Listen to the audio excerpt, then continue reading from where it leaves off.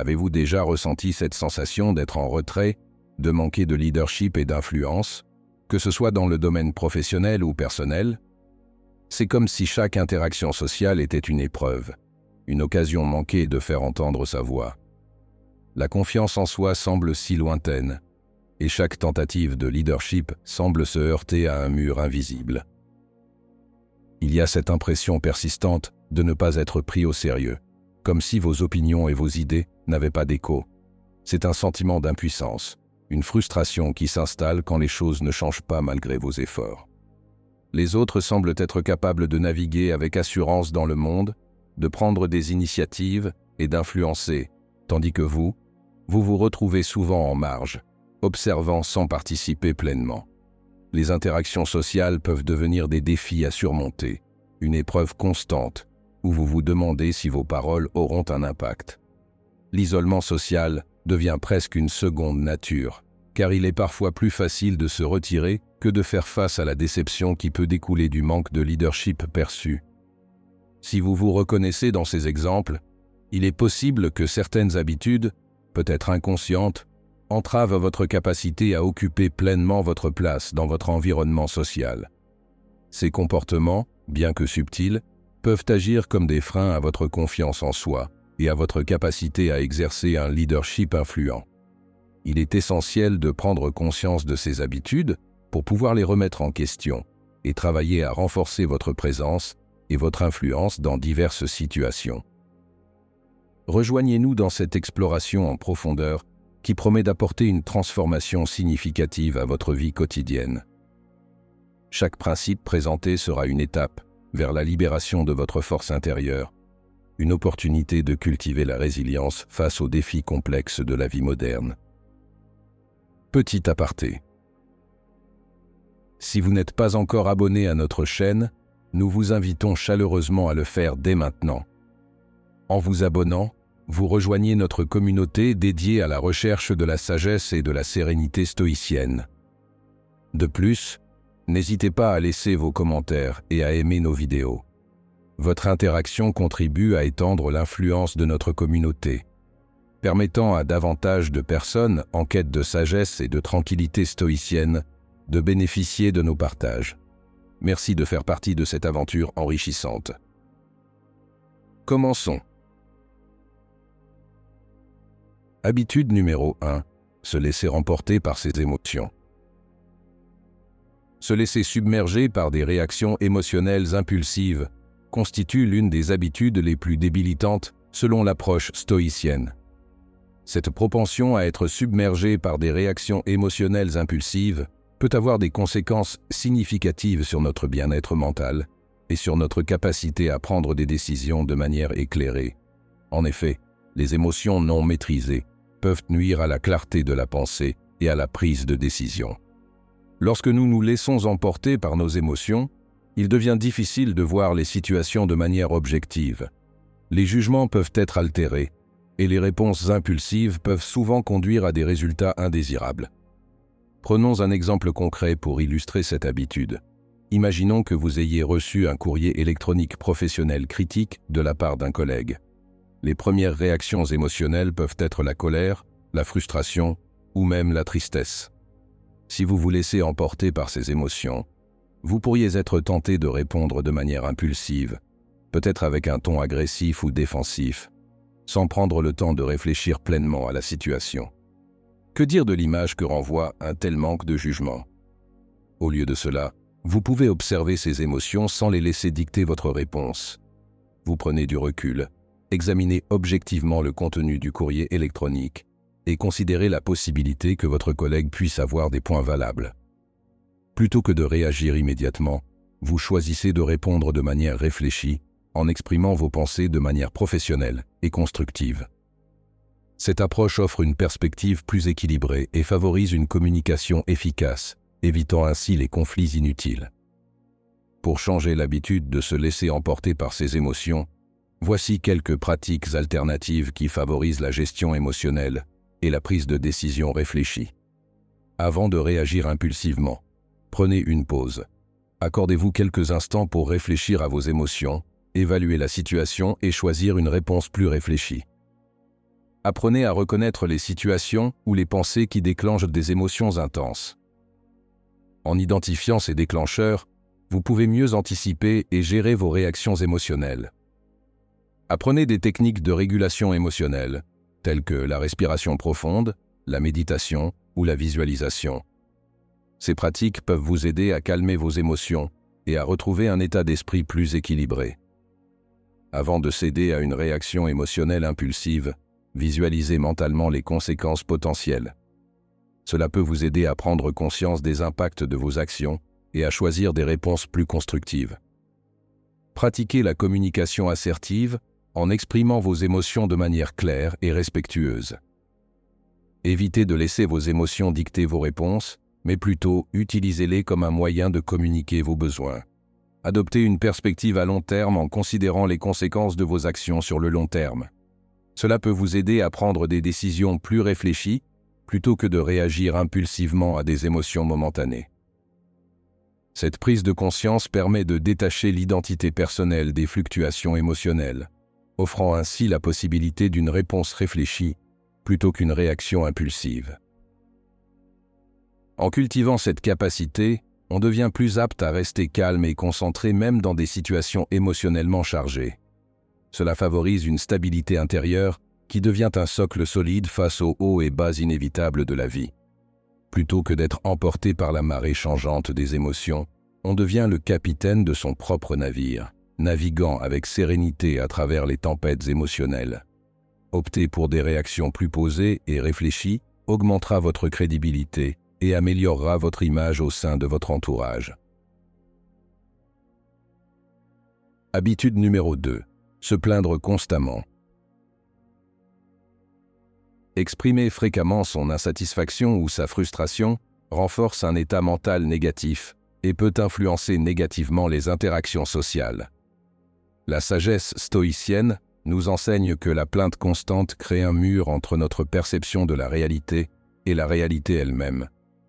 En se plaignant fréquemment, on enfouit notre esprit dans un état d'insatisfaction perpétuelle, obscurcissant notre vision des aspects positifs de la vie. Cette habitude, insidieuse dans sa nature, peut progressivement devenir une seconde nature, empoisonnant notre attitude envers la vie. L'impact de la plainte constante va au-delà de l'individu qui la pratique. Elle peut se propager comme un virus émotionnel, influençant négativement les interactions sociales. Les amis, la famille, les collègues, tous peuvent ressentir le poids de cette énergie négative. Les relations peuvent devenir tendues, la communication peut être altérée, et un climat général d'insatisfaction peut s'installer. Imaginez un individu qui, presque machinalement, partage ses doléances et ses frustrations sur divers aspects de sa vie. Cela peut concerner son travail, sa vie personnelle, ses relations, ou même des sujets anodins du quotidien. À chaque conversation, elle évoque les aspects négatifs de son emploi, les collègues qui l'agacent, ou les tâches qu'elle trouve ennuyeuses. Cette habitude de se plaindre crée un cercle vicieux où la personne focalise son attention sur les aspects négatifs de sa vie professionnelle. Pour changer l'habitude de se plaindre constamment, voici quelques pratiques alternatives qui peuvent favoriser une attitude plus positive, la résolution de problèmes et l'amélioration des relations interpersonnelles. Chaque jour, identifiez et exprimez au moins une chose pour laquelle vous êtes reconnaissant. Cela peut vous aider à recentrer votre attention sur les aspects positifs de votre vie. Lorsque vous ressentez le besoin de vous plaindre, transformez cela en une opportunité de discussion constructive. Identifiez les problèmes spécifiques et proposez des solutions potentielles. Soyez conscient de vos pensées et de vos émotions. Si vous vous surprenez en train de vous plaindre, prenez du recul et réfléchissez à des façons de réagir de manière plus positive. Au lieu de se plaindre sans fin d'une situation, engagez-vous à trouver des solutions. Passez de la simple identification des problèmes à la recherche active de moyens de les résoudre. Exprimez vos préoccupations de manière ouverte et constructive, en évitant de simplement vous plaindre. Communiquez vos besoins de manière claire et recherchez des solutions collaboratives. Entourez-vous de personnes positives. Les interactions avec des individus optimistes peuvent influencer votre propre état d'esprit et réduire le besoin de se plaindre. Pratiquez l'empathie envers vous-même et les autres. Comprenez que tout le monde traverse des difficultés et cherchez des moyens de soutenir et d'encourager plutôt que de simplement se plaindre. Vous pouvez aussi être un agent de changement dans des situations similaires. Imaginons que vous ayez un ami proche qui a tendance à se plaindre fréquemment de sa situation financière. Il exprime régulièrement son insatisfaction face à son salaire, ses dépenses et son incapacité perçue à atteindre ses objectifs financiers.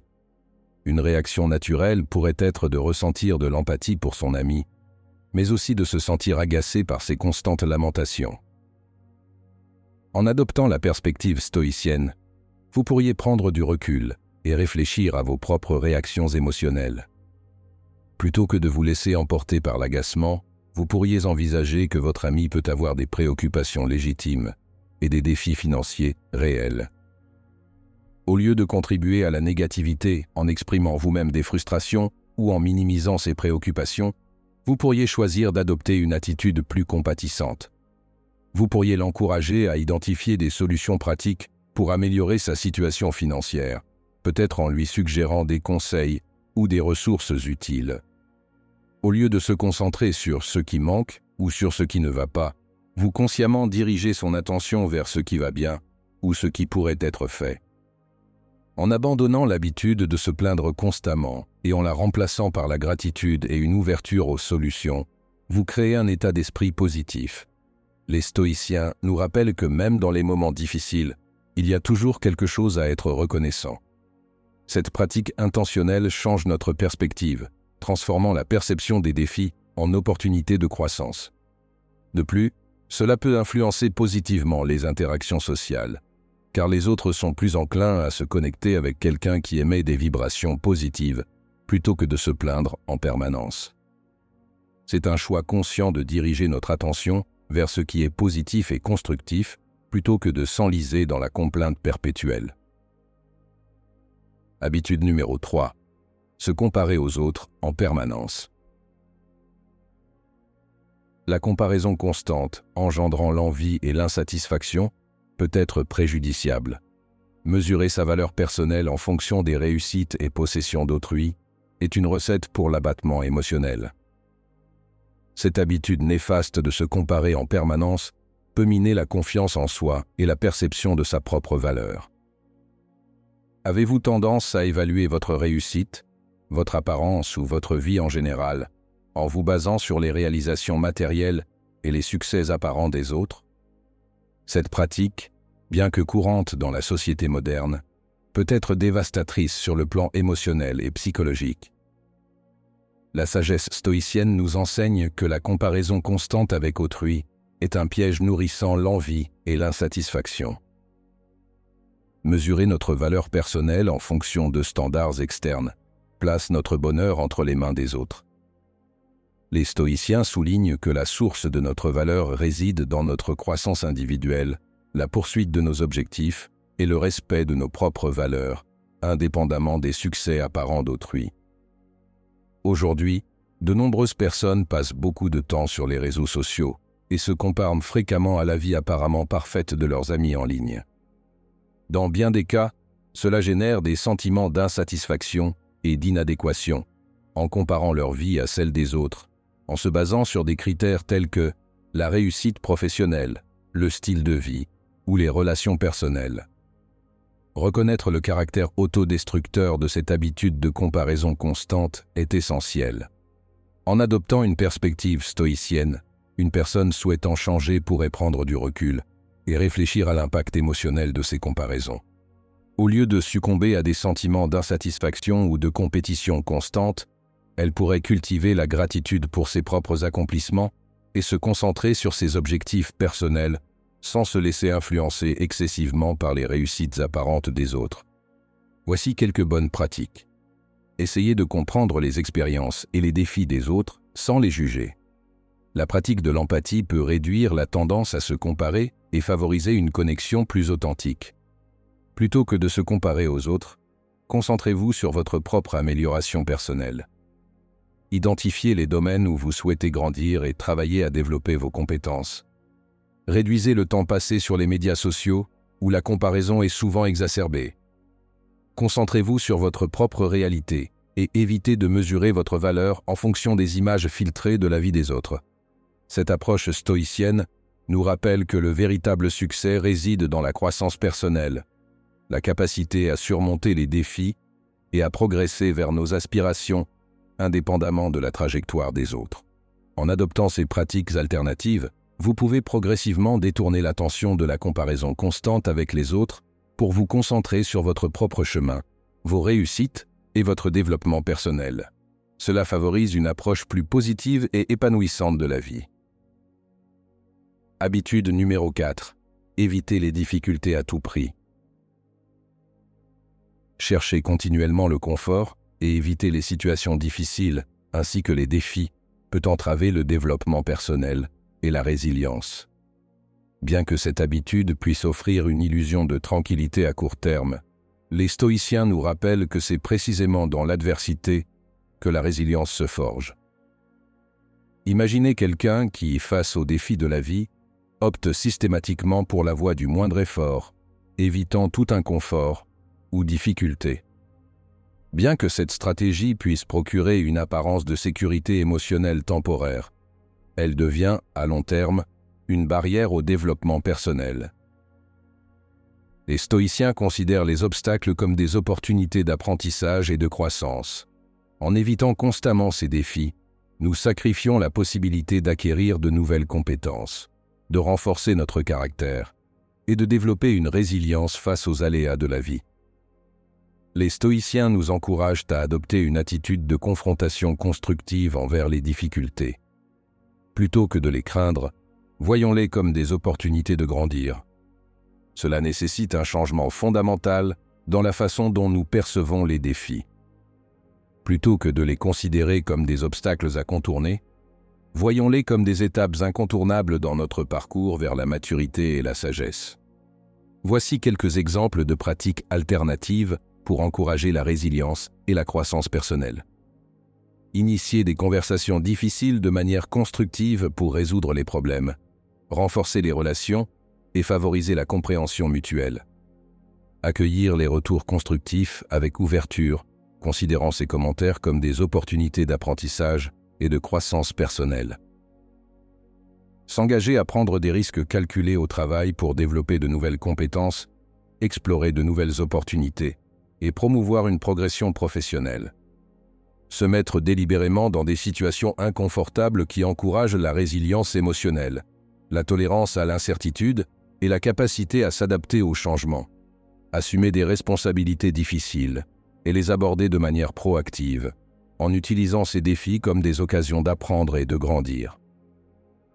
Utiliser les critiques comme un moyen d'amélioration personnelle, en réfléchissant de manière constructive et en ajustant ses comportements si nécessaire. Adopter une approche proactive en abordant les tâches difficiles dès qu'elles se présentent, encourageant ainsi la productivité et la maîtrise de soi. En effet, les émotions non maîtrisées peuvent nuire à la clarté de la pensée et à la prise de décision. Bien que cette transformation puisse parfois être inconfortable, elle conduit à une croissance personnelle significative et à une capacité accrue à faire face aux adversités. Habitude numéro 5. Vivre dans le passé ou le futur. L'habitude de se perdre dans le passé ou de se projeter dans le futur constitue un piège temporel qui nous empêche de vivre pleinement le moment présent. Souvent, nous nous accrochons aux erreurs et aux regrets du passé, où nous sommes anxieusement préoccupés par ce qui pourrait survenir à l'avenir. Cette habitude, critiquée par la philosophie stoïcienne, crée une charge mentale inutile, générant de l'anxiété et entravant la pleine appréciation du moment actuel. Ces pensées, teintées de négativisme, engendrent des sentiments de regret, de honte ou de frustration. Par ailleurs, une préoccupation constante pour le futur alimente l'anxiété et le stress. Les stoïciens nous rappellent que le passé est irréversible et que le futur est souvent hors de notre contrôle. S'ancrer dans ces temporalités éloignées nous éloigne de l'expérience présente, source de paix et de clarté. Pour changer cette habitude, la pratique de la pleine conscience se révèle être un outil puissant. Être conscient du moment présent signifie se libérer du poids des erreurs passées et des inquiétudes futures. Les stoïciens nous enseignent à ramener constamment notre esprit au présent, à nous engager pleinement dans ce que nous faisons ici et maintenant. La respiration consciente, l'appréciation des sensations corporelles et la gratitude pour le moment présent sont des pratiques qui enracinent notre conscience dans le présent. Une autre pratique qui peut aider à changer l'habitude de vivre constamment dans le passé ou le futur est la visualisation positive. La visualisation positive consiste à créer mentalement des images positives et réussies de votre vie future. Personnellement, je prends quelques minutes chaque jour, assis confortablement, les yeux fermés. J'essaie de m'imaginer dans un futur proche où j'ai atteint mes objectifs et où je suis heureux et épanoui. Je visualise les détails avec tous mes sens. Non seulement cela me fait un bien fou, il me permet aussi d'aligner mes actions avec mes désirs de réalisation. Essayez de le mettre en application et partagez votre expérience dans la section des commentaires. Vous pouvez aussi créer un tableau de vision en rassemblant des images, des citations et des affirmations qui représentent vos aspirations et vos objectifs. Placez-le dans un endroit où vous le verrez régulièrement pour vous rappeler vos visions positives. Les affirmations positives qui renforcent votre confiance en vous et votre capacité à créer un avenir positif sont d'excellents outils. Répétez-les régulièrement pour renforcer une perspective optimiste. Les pratiques que nous avons explorées, qu'il s'agisse de la pleine conscience pour éviter la dérive émotionnelle, de la gratitude pour contrer les comparaisons constantes, ou encore de la communication constructive pour remplacer les plaintes constantes, témoignent de la puissance de la transformation personnelle. En prenant conscience de ces habitudes et en travaillant à les améliorer, vous pouvez progressivement libérer votre potentiel, prendre votre place de manière plus affirmée et exercer un leadership épanouissant dans votre vie sociale et professionnelle. Il est essentiel de reconnaître que ce cheminement n'est pas linéaire. Il peut comporter des hauts et des bas, mais chaque pas vers l'adoption de ces pratiques alternatives renforce notre capacité à naviguer avec grâce à travers les complexités de la vie. En embrassant activement ces changements, nous nous engageons dans une quête de transformation personnelle qui transcende les habitudes néfastes pour créer un chemin vers une vie plus équilibrée, résiliente et enrichissante.